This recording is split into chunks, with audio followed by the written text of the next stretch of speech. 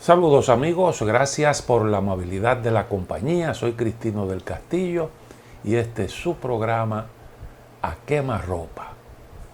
Bueno, el tema de la corrupción sigue acaparando la atención de los medios de comunicación.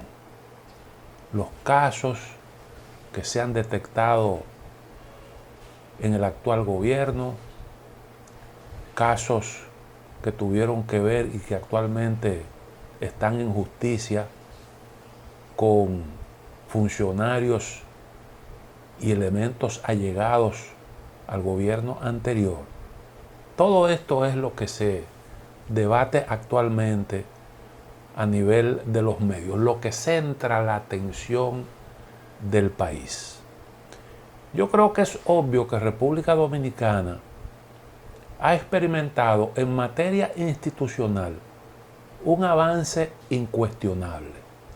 Por ejemplo, nosotros aquí aprobamos leyes importantísimas, leyes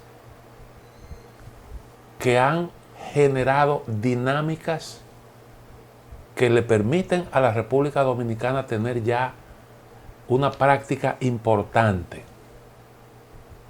en su aplicación.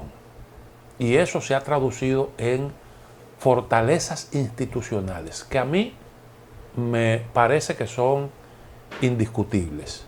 Por ejemplo, nosotros aprobamos una ley de contrataciones que, aunque se le criticó por algunos defectos que parecían evidentes, sin embargo, en la práctica significó un tremendo paso de avance. Nueva ley de compras y contrataciones. También aprobamos una ley de acceso a la información. Esa ley marcó un antes y un después. Porque hoy en día, primero, todo el que quiera alguna información pública tiene derecho a solicitarla. Y la administración está en la obligación de atender esas solicitudes. Pero no solo eso, sino que permanentemente las informaciones que se generan, con algunas excepciones que tienen que ver con casos de seguridad, informaciones que son sensitivas y que no son del dominio público, ese tipo de información hay que tenerla permanentemente a la disposición de la ciudadanía. Y para eso está el denominado gobierno electrónico, los portales de transparencia. Muchas de las denuncias de corrupción que se han hecho en el país se han hecho precisamente utilizando informaciones que se han sacado de los portales de transparencia de las distintas instituciones. Esa ley significó un gran paso de avance. Luego aprobamos también una ley sobre declaración jurada del patrimonio. Los funcionarios al entrar tienen que hacer su declaración jurada de bienes y al salir tienen también que hacer lo mismo. Y eso entonces permite contrastar los bienes que usted tenía al momento de asumir el cargo y cómo salió en términos patrimoniales luego de terminada su gestión. Algunas investigaciones de esas que se han hecho, algunos casos de esos que están en justicia, se originaron precisamente por investigaciones hechas sobre las declaraciones de los funcionarios. Eso también significó un paso de avance. Si bien aquí durante mucho tiempo hubo problemas para el cumplimiento cabal de sus disposiciones, pero de todos modos fue un paso de avance. Aprobamos también un nuevo mecanismo para la designación de los jueces. Constitucionalmente creamos el Consejo Nacional de la Magistratura. Eso significó también un paso adelante en la transformación de la justicia. La justicia dominicana hoy no es el mercado que en su momento denunció Joaquín Balaguer, siendo él mismo presidente de la República. La justicia se ha transformado y hay avances importantes. Tenemos naturalmente nuestras falencias, nuestras debilidades, pero la justicia ha experimentado hoy un progreso significativo. Y bueno, pues también tenemos una carrera judicial. Aprobamos una ley sobre el estatuto del Ministerio Público. El Ministerio Público no es ya designado a discreción en su totalidad como ocurría antes por el presidente de la República. El presidente hoy designa al procurador y unos cuantos procuradores adjuntos, pero hoy tenemos una carrera del Ministerio Público. Incluso representantes del Ministerio Público que hoy juegan un papel determinante en los procesos contra la corrupción son gente que tiene ahí ya que tiene bastante tiempo. No son nuevos en el Ministerio Público. Y eso habla de pues un Ministerio Público que se rige por reglas distintas, que tiene una estabilidad y que también, pues, como decía en su reciente comparecencia en la Cámara Americana de Comercio, la Procuradora General de la República tiene su independencia. También creamos las altas cortes. Fue un paso indiscutible de avance la creación del Tribunal Constitucional. Creamos el Tribunal Superior Electoral como una instancia para dirimir conflictos en lo que tiene que ver con la participación, lo que tiene que ver con los procesos electorales, todo lo que se deriva de eso. Son altas cortes que han jugado un papel también positivo.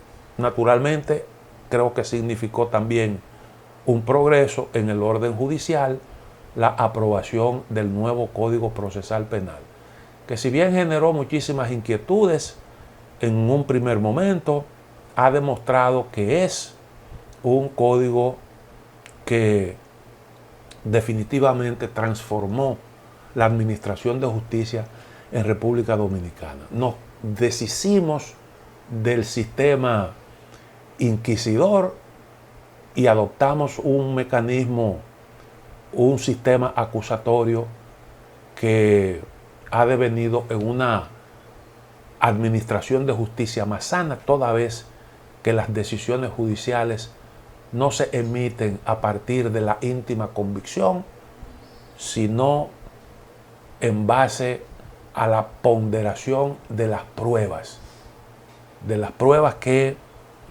se presenten a propósito de cualquier caso que se ventile en la justicia, y las sentencias tienen que ser debidamente motivadas. Entonces decía que alrededor de todas estas nuevas, de todo este andamiaje jurídico nuevo, nosotros ya tenemos una práctica acumulada. Estoy poniendo algunos ejemplos.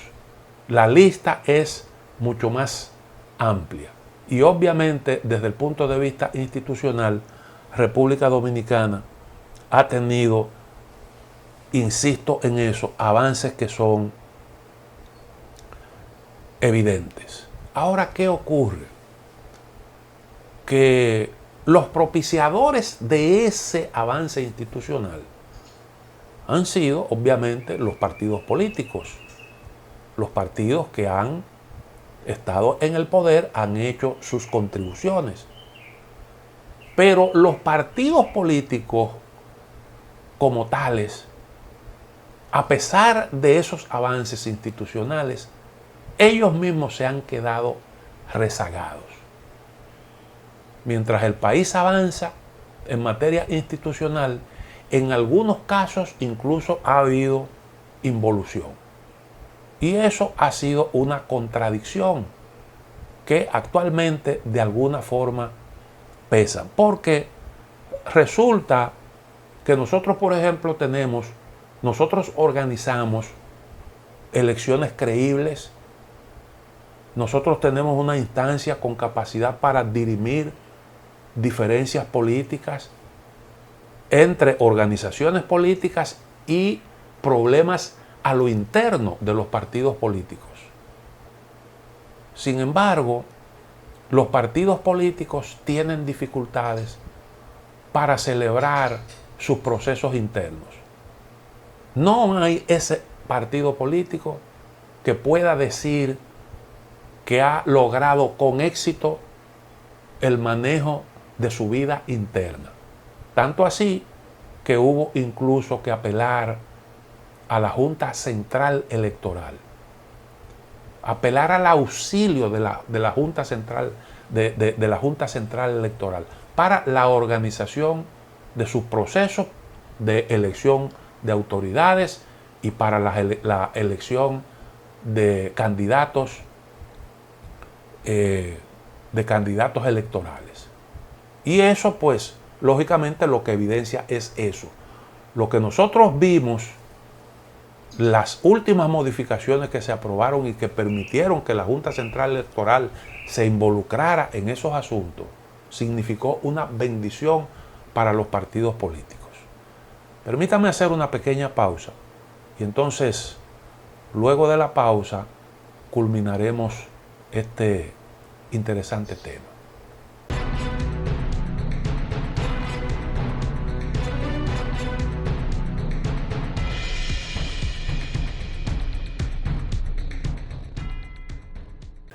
¿Ustedes recuerdan cómo terminó el proceso interno del PRM para la escogencia de sus directivos? Un proceso que todavía que nunca conocimos los resultados. Y eso terminó con unas negociaciones. En el caso del Partido de la Liberación Dominicana, esos asuntos culminaron en una división de la organización. Pero no solo eso, sino los partidos políticos en general, el sistema político de la República Dominicana ha funcionado en nuestro país como un sistema asentado en las prácticas clientelistas. Y todos los partidos abrevan en esas aguas. Esa ha sido la práctica desde hace muchísimo tiempo. Bueno, se pudiera decir que desde siempre. Los partidos políticos aquí son instrumentos para el ascenso social. Los puestos públicos tradicionalmente se han llenado las vacantes con personas que reclaman sus méritos por sus sacrificios políticos. El erario nacional se concibe como un botín. Esa ha sido la práctica en República Dominicana, a pesar de esos avances que les mencioné y de los aportes de los propios partidos políticos, que se financian con métodos non santos, que aplican todas esas, apelan a todas esas prácticas clientelistas. Ese ha sido el sistema nuestro. Eso es lo que ha movido a los partidos políticos. Y por eso uno no se puede extrañar que, a pesar de la cruzada contra la corrupción, se destapen en el seno del mismo gobierno tantos casos de corrupción en apenas 1 año y 4 meses.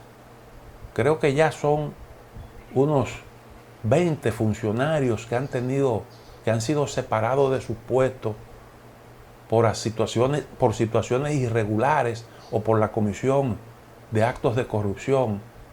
Y eso habla muy mal de los partidos políticos, porque de alguna forma hay gente que no ha asumido de forma seria la línea política trazada por el gobierno y las metas en materia de lucha contra la corrupción, por la transparencia y en contra de la impunidad. Y entonces se producen todas estas cosas. Y usted ve unos reclamos que están asociados precisamente a expectativas vinculadas a ese tipo de práctica. Muchas inconformidades que hay actualmente en el partido de gobierno tienen que ver con eso. Y la explicación está precisamente ahí. Entonces, cuando una organización política que ha convivido con el clientelismo, que ha sido parte y que llega al poder, entonces impulsa una especie de proceso encaminado a cambiar las reglas de juego. Eso se percibe, tiende a percibirse como un esfuerzo hipócrita y como parte de unos esfuerzos políticamente inspirados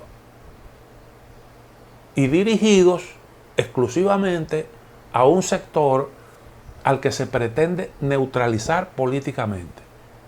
Porque el argumento es, tú has sido parte de todo esto, tú has participado de estas reglas y entonces de alguna manera tú ahora pues te eriges en un santo y pretendes desde el poder, probablemente de forma coyuntural, tú pretendes entonces proyectarte como lo contrario, montándote en la cresta de una ola.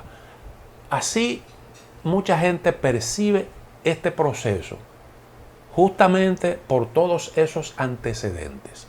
Ahora, yo creo que aquí de alguna forma se ha marcado una especie de punto de inflexión que es positivo, porque definitivamente si algo nosotros tenemos que procurar es precisamente un manejo pulcro de los fondos públicos, y si algo tenemos que procurar es precisamente una lucha eficaz contra los actos de corrupción y un manejo transparente de todos los asuntos públicos. Esa tiene que ser una meta de República Dominicana como país. Y que hayamos trillado este camino y que estemos haciendo todos estos esfuerzos es algo loable. Naturalmente, en lo que siempre hay que insistir es en lo que tiene que ver con el debido proceso, que ahí es en donde está el kit del asunto, el debido proceso. Cómo usted impulsa todas estas acciones. Tiene que no solo perseguir fines lícitos, sino también tiene que ser legítimo desde el punto de vista de la forma, respetando los derechos de cualquier imputado, no importa la gravedad de la acusación. El principio de la presunción de inocencia, decía la magistrada Miriam Germán, y la cito nuevamente en su intervención en la Cámara Americana de Comercio, no se destruye con la acusación, sino con la evacuación de una sentencia, con la autoridad de la cosa definitivamente juzgada. Mientras tanto, a cualquier imputado hay que darle el tratamiento de persona inocente, porque es lo que dispone la ley.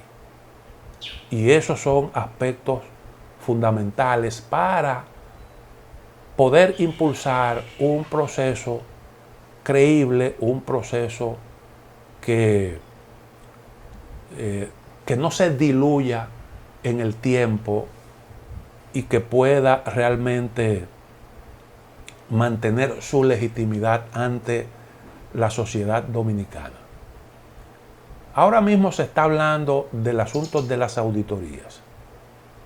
creo que es algo elemental que la investigación, la evaluación de la gestión pública es algo a lo que todos tenemos que acostumbrarnos. Eso tiene que ser parte de nuestra cultura, la rendición de cuentas, la evaluación del desempeño.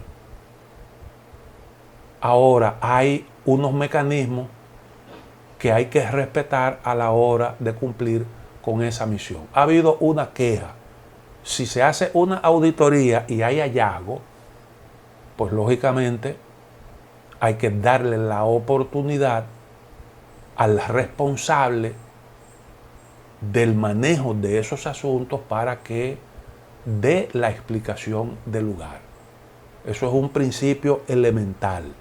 Todo el que conoce de asuntos de auditoría sabe que es una cuestión que no se puede violentar, porque de lo contrario, entonces, cualquier tipo de acción que se inicie en base a hallazgos de una auditoría estaría realmente cojo y usted pudiera impugnarlo por ese tipo de falla. Es lo que ahora mismo se está argumentando.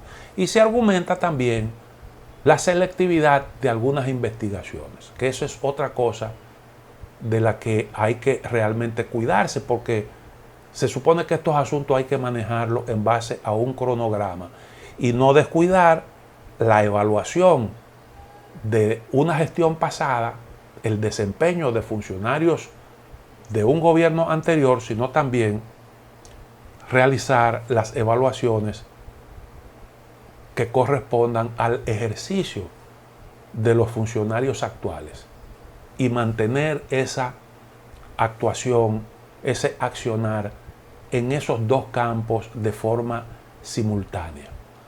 Por lo demás son asuntos que hay que aceptar, el derecho a hacer esas evaluaciones, y cualquier diferencia entonces se dirime en los tribunales.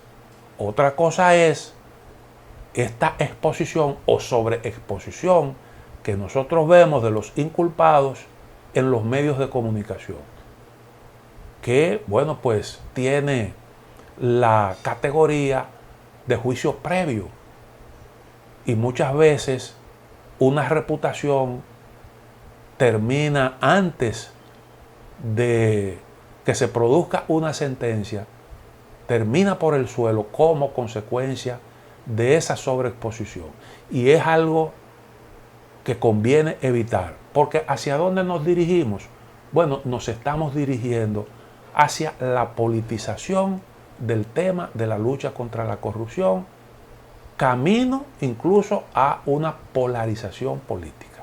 Vamos a la otra pausa, volvemos en breve.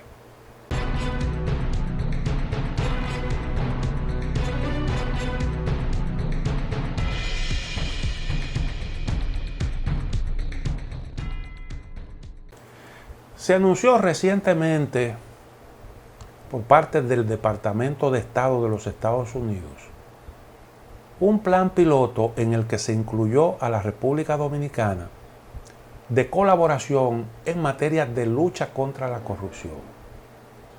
Ese plan se anunció en Estados Unidos. Suponemos que, como involucra a la República Dominicana y es un programa de colaboración entre los dos gobiernos, uno supone que todo eso fue previamente socializado con las autoridades de la República Dominicana, porque de lo contrario no se concibe una cooperación de esta naturaleza.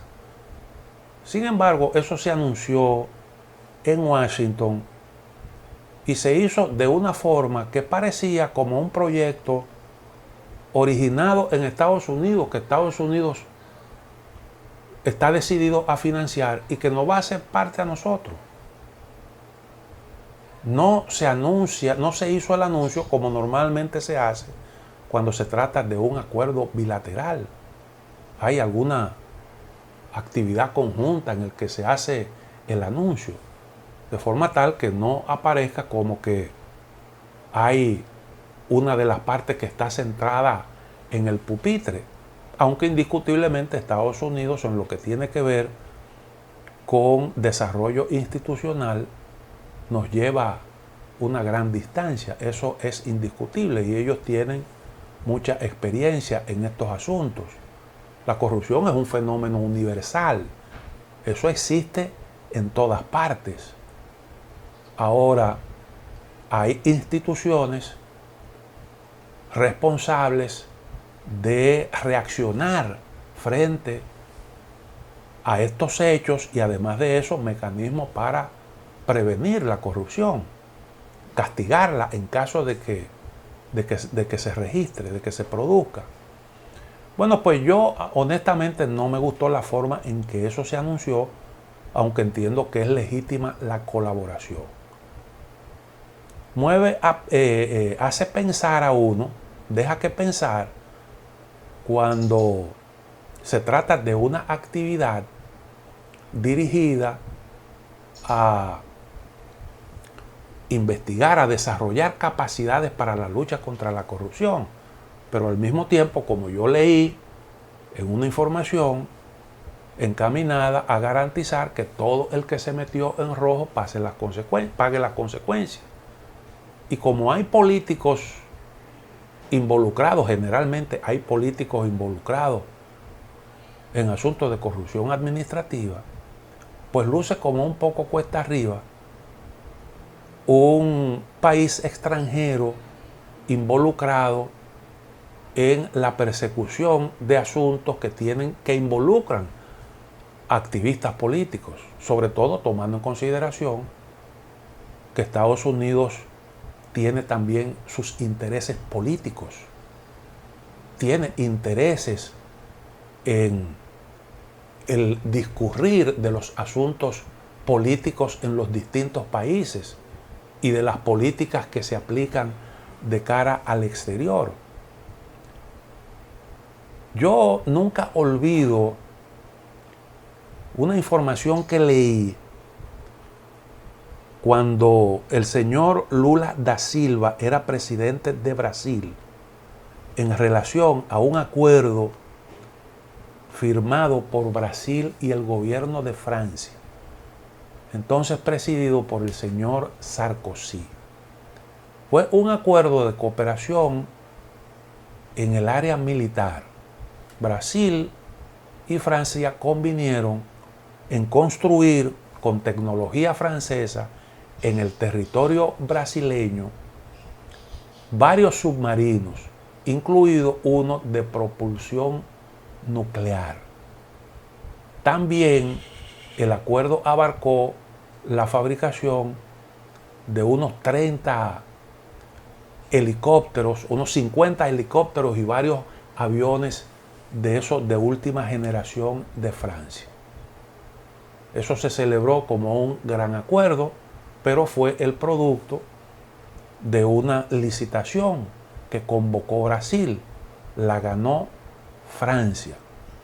Pero en esa licitación compitieron una empresa sueca y también una empresa estadounidense que estaba interesada en esos contratos. Particularmente hizo una oferta de unos aviones F-18. Ganó el gobierno, ganó la parte francesa el concurso, multimillonario, de miles de millones de dólares. Y eso perseguía la modernización de las Fuerzas Armadas de Brasil. Estados Unidos no quedó realmente conforme con eso. No quedó conforme con eso. Incluso hay quienes dicen que la decisión, el acuerdo al que llegaron Estados Unidos, Reino Unido y Australia para la conformación del AUKUS, ese acuerdo que le arrebató a Francia un contrato multimillonario para la construcción de submarinos de propulsión nuclear para Australia, precisamente submarino, fue una respuesta a eso que Estados Unidos entendió que fue un golpe bajo para sus empresas porque de alguna forma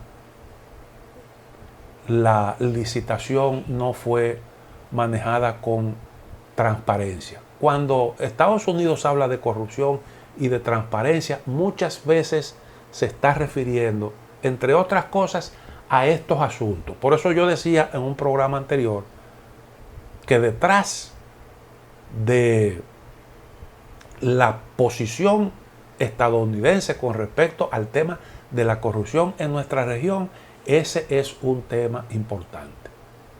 Y recuerden ustedes las quejas que había en la región por el asunto de los contratos jugosos que consiguió la empresa Odebrecht, que por cierto, en ese contrato con Francia, Odebrecht era la responsable de la construcción de los astilleros que se iban a utilizar para la construcción de los submarinos. Y Odebrecht tenía contratos multimillonarios en toda nuestra región. Y bueno, se entendía que habían unos acuerdos, unos arreglos, a veces interestatales, que de alguna forma viabilizaban la consecución de esos contratos por parte de la firma Odebrecht. Y todo eso mantenía inconforme a los Estados Unidos. Bueno, hay quienes entienden que el enjuiciamiento, recuerden ustedes que el asunto de Odebrecht, la desgracia de Odebrecht se inició como consecuencia de unas investigaciones hechas por Estados Unidos que obligó a la empresa a pactar con las autoridades estadounidenses, a pagar una multa y además de eso, a confesar que había obtenido de forma fraudulenta contratos en distintas partes del mundo. Y hay quienes dicen que el apresamiento de Lula da Silva, su involucramiento en asuntos de corrupción, tuvo que ver justamente con todo esto.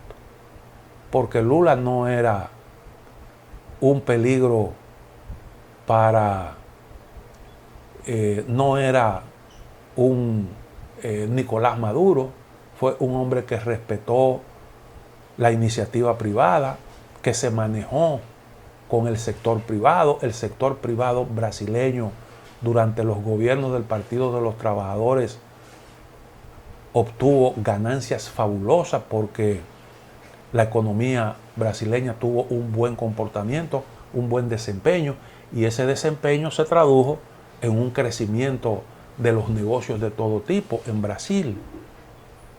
Y bueno, pues los empresarios brasileños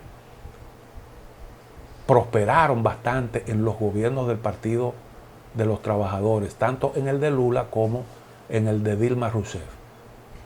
No estaban conformes con el gobierno de Lula, no obstante, porque habían cosas que Lula nunca consintió. Por ejemplo, las privatizaciones, sobre todo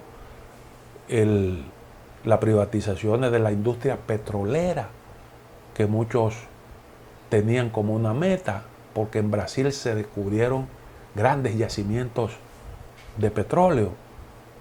Y bueno, pues habían multinacionales que estaban precisamente detrás de todo eso. Y Lula nunca entró en eso. Tampoco lo quiso hacer Dilma Rousseff. Y todas estas son cosas que entran dentro de lo que se entiende que deben ser normas de transparencia en eso de hacer negocio. Es la queja que tiene Estados Unidos con respecto a China. Hay unos diferendos políticos ahí, pero indiscutiblemente que en el discurso estadounidense está precisamente eso. Los chinos no son responsables, los chinos no son confiables, ofrecen créditos que son concedidos de manera irresponsable porque no toman en consideración su sostenibilidad, la sostenibilidad de la deuda, que no es como el Fondo Monetario Internacional, que impone una serie de obligaciones como contrapartida, que los chinos hacen unas inversiones pero que no son confiables, porque tienen un sistema totalitario que es una amenaza. Bueno, todas esas cosas que se dicen. Entonces, el involucramiento en asuntos de esta naturaleza, con todo lo que hay en el fondo, a mí no me parece, a pesar, reitero, de que en materia de desarrollo institucional, este es un asunto que nosotros podemos servirnos mucho de la experiencia de los Estados Unidos, y no es que yo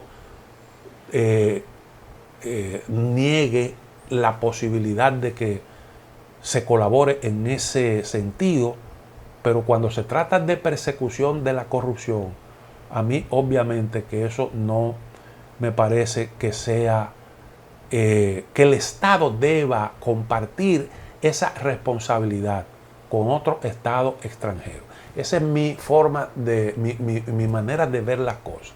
Hay precedentes de colaboración de la ONU en materia de lucha contra la corrupción. El caso, por ejemplo, de Guatemala, después de los acuerdos de paz del año 96 y una petición que le hiciera el gobierno para que ayudara en esta materia en un país en donde habían organizaciones criminales por doquier, y hubo una colaboración, pero eso generó a nivel interno en Guatemala muchas inquietudes, muchas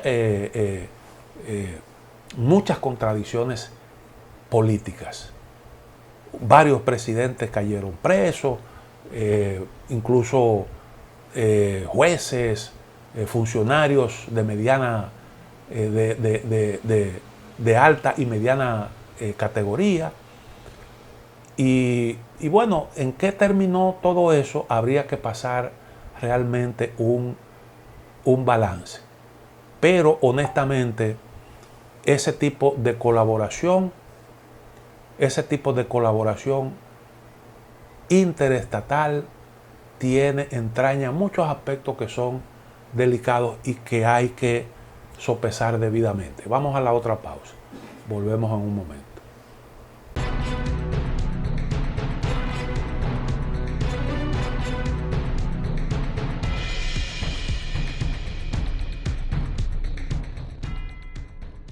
Se celebró en el día de ayer la cumbre virtual entre los presidentes de Estados Unidos y de Rusia, Vladimir Putin y Joe Biden. Es la quinta reunión, el quinto encuentro que tiene lugar entre los presidentes de estos dos países.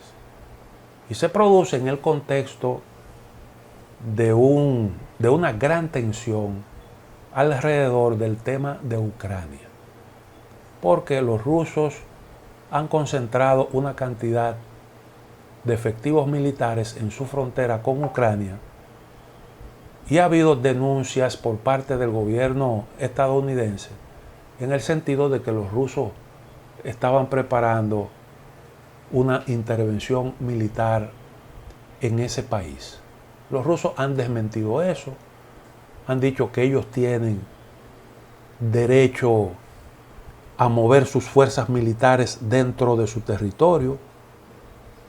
Critican a Estados Unidos por alegadamente ser hipócrita, porque Estados Unidos se preocupa porque Rusia movilice fuerzas militares dentro de su territorio, cuando ellos tienen fuerzas militares esparcidas por todo el mundo, un montón de bases militares y portaaviones que se mueven por los distintos espacios marítimos, incluyendo en los últimos tiempos el propio Mar Negro.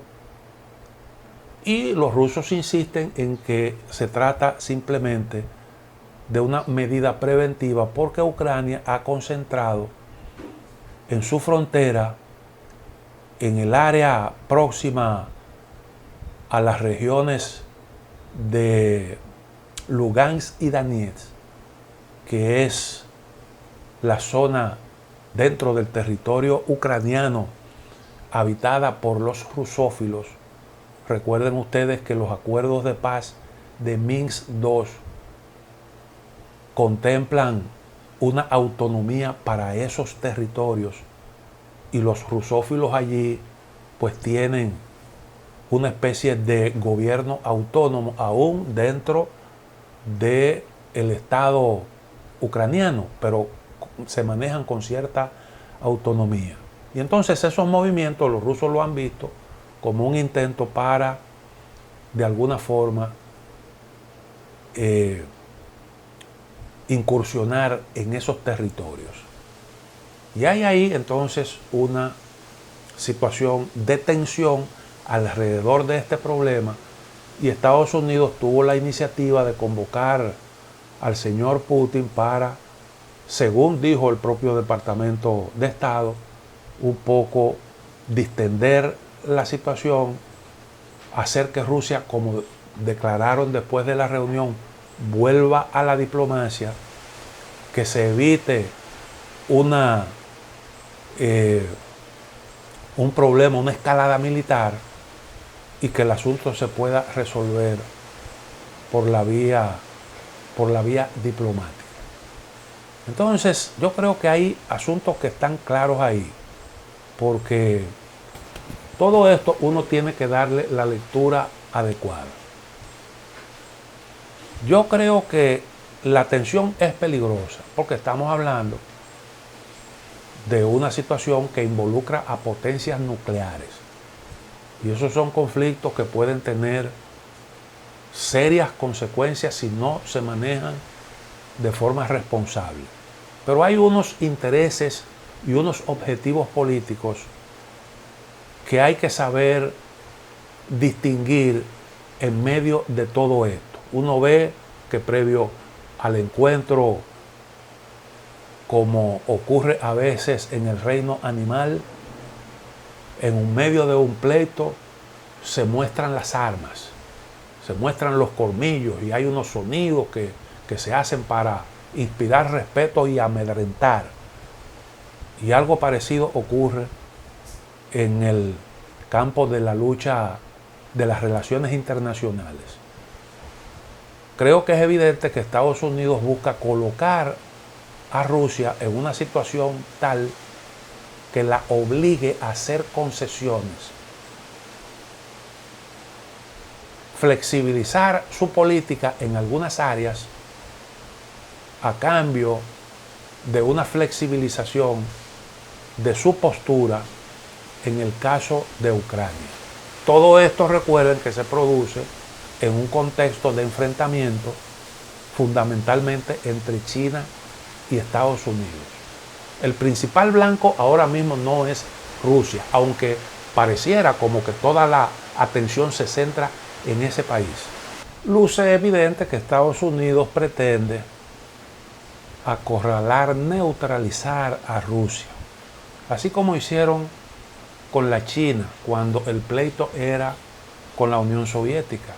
Ustedes recuerdan que Estados Unidos reconoció a China de manera formal, establecieron relaciones diplomáticas, reconoció a China como legítimo representante de los chinos, no así a Taiwán, con quien rompió relaciones. Eso que algunos países ahora están haciendo, lo hizo en aquel momento Estados Unidos. China, por su parte, se comprometió a impulsar algunas reformas, cosa que hizo el gobierno de Deng Xiaoping, y Estados Unidos, bueno, todas sus corporaciones, sus empresas comenzaron a invertir.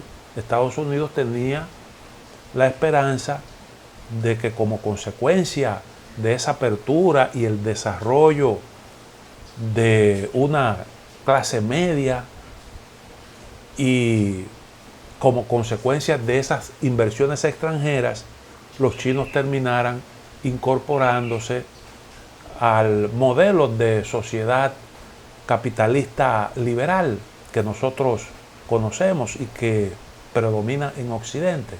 Pero eso no ha ocurrido, esas expectativas no se han cumplido. Al contrario, como consecuencia de esa política, China entonces se ha desarrollado, se convirtió en la segunda gran potencia mundial y ahora compite por la hegemonía con los Estados Unidos. Entonces, en este pleito es importante neutralizar a Rusia.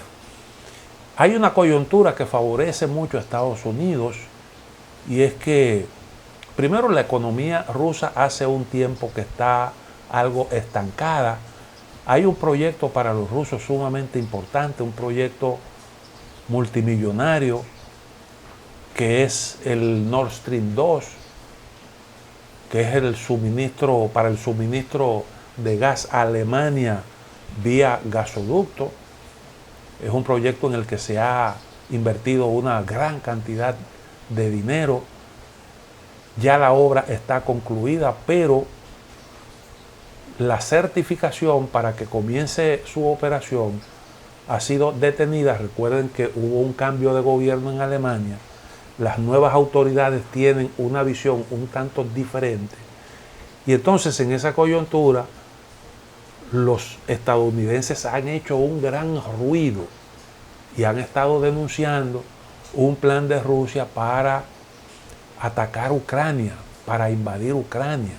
Y eso son cosas que en Europa se toman muy en serio y eso le mete mucha presión a los rusos porque ahí está en juego ese proyecto y los alemanes pudieran finalmente, cosa que a lo mejor no ocurre, creo que no va a ocurrir por los esfuerzos que ya se han hecho y por la necesidad que tiene Europa de recursos energéticos, pero definitivamente que para los rusos es un riesgo que ellos no quisieran correr. Y eso es un elemento fuerte de presión.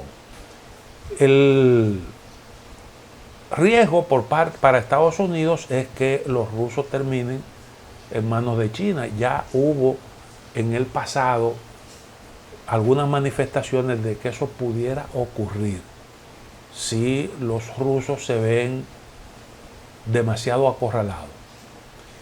Hay un elemento que opera aquí también a favor de Estados Unidos y sus aliados, y es que un acercamiento de la OTAN a Rusia a través de Ucrania sería algo demoledor. Eso tendría unas consecuencias terribles para ese país, porque imagínense usted, la flota del Mar Negro está ahí mismo, en esa zona. Entonces la OTAN quedaría a escasos kilómetros, bueno, muy cerca de la frontera con Rusia y ahí pegadito de la flota del Mar Negro. Eso más la intención de establecer bases de la OTAN en Georgia, otra ex república soviética, son asuntos que tienen a Rusia con el grito al cielo. Y esos son elementos de presión que Estados Unidos está utilizando para arrancarle concesiones al señor Vladimir Putin. No es un proceso muy fácil. Fueron conversaciones face to face que, pues, en el que cada quien trató de mostrar, de exhibir sus puntos fuertes, y bueno, el tiempo se encargará de decir hacia dónde conducirá todo esto. Mientras tanto, Estados Unidos mete también un poco de presión a China, acaba de declarar un boicot diplomático a los Juegos Olímpicos de Invierno del próximo 2022, a los Juegos Paralímpicos. Esto hace un poco recordar las cosas que ocurrían durante la época de la Guerra Fría, aunque en este caso es un boicot diplomático, lo que quiere decir que Estados Unidos se abstendrá de mandar representantes oficiales, pero sus atletas van a competir. China le ha respondido diciendo, pues tú no tienes que decir que no vas a asistir a un lugar donde no te han invitado, porque nosotros no te hemos invitado a ese nivel. Y así es como caminan las cosas. Llegamos al final de A Quemarropa. Mañana, Dios mediante, estaremos nuevamente con ustedes.